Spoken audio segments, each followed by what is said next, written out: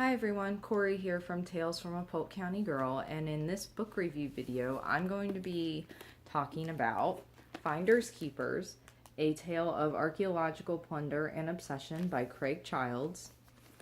I got this from the library I work at, and what it is about, I'm just going to hold it up here.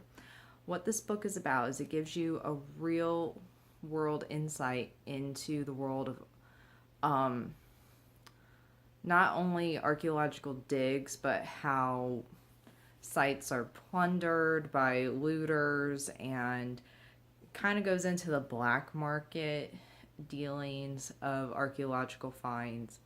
It focuses a lot on Native American settlements out in the Southwest, like on the Mesa Verde and which is in Colorado, if you didn't know that, or around Colorado. The Pueblo settlements in New Mexico and Arizona. It was just really interesting to get. The author is, I actually don't remember if he's an actual archaeologist. No, he's not a degreed archaeologist. He is a naturalist, adventurer, and desert ecologist. You can read that in his author bio in the back. He's written several other books, but this one, I've always had a fascination with archaeology, and I blame Indiana Jones for it. Yeah, my throat's a little dry today. And this book was just fascinating. I had no idea that, I kind of had some idea, but it was still just really interesting. I'm just going to read you the author's note, because the author's note is what really got to me. All characters and names in this book are real, except for Art and Betty Cooper, who requested anonymity to keep their collection safe. I frequently use the word archaeology, which has different meanings based on context.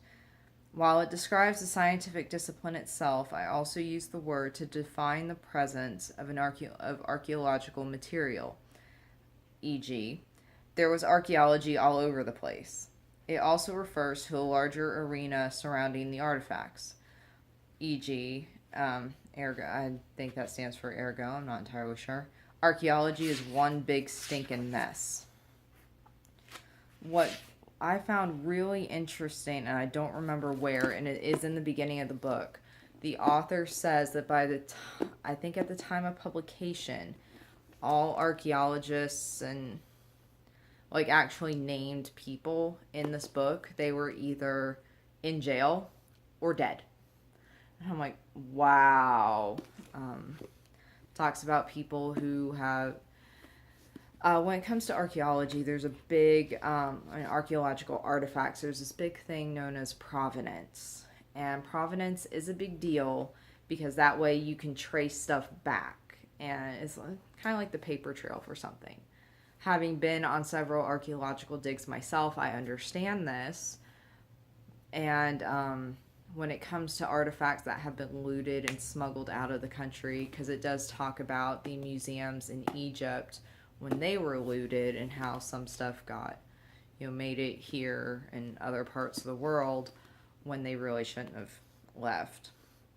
It also talks about some of the good things where, especially when it came to the Egyptian museums being looted, how some people got in early to save stuff. Just they took it to their homes to hide it so that the looters wouldn't destroy it.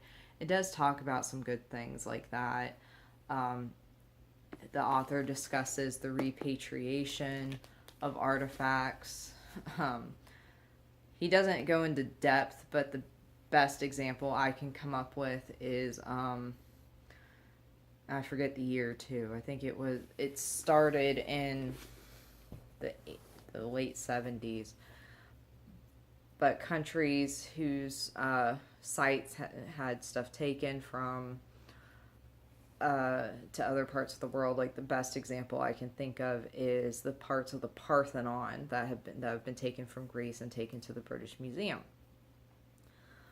Well, part of the repatriation agreement was, you should send them back. And Greece has been demanding the pieces of the Parthenon back for quite some time, and the British government has just said, come and get them. So, which to me is just funny because I've been to the British Museum several times and I love looking at these pieces. And I hope one day to get to Greece and to see the ruins and what is left of the Parthenon for myself. You know, eventually, somewhere down the road. So if you have an interest in archaeology, even if it's just a passing interest, like you're an armchair archaeologist, an armchair archaeologist is someone who will not go out into the field, but just prefers to read the reports and watch documentaries and stuff from the comfort of your own home. I do recommend this book. It was a bit of a quick read. Some of the chapters are shorter than others. But it was fascinating to see like the archaeological underbelly, and it touches on the black market. It's just fascinating, and you learn a lot more about provenance than I think is necessary, but that's just me. And yeah, so thanks for watching. Check out your local library for this book. If they do not have it in their collection, talk to a librarian and see if they can interlibrary loan it for you. So thanks for watching. I'll see everybody in the next video. Bye.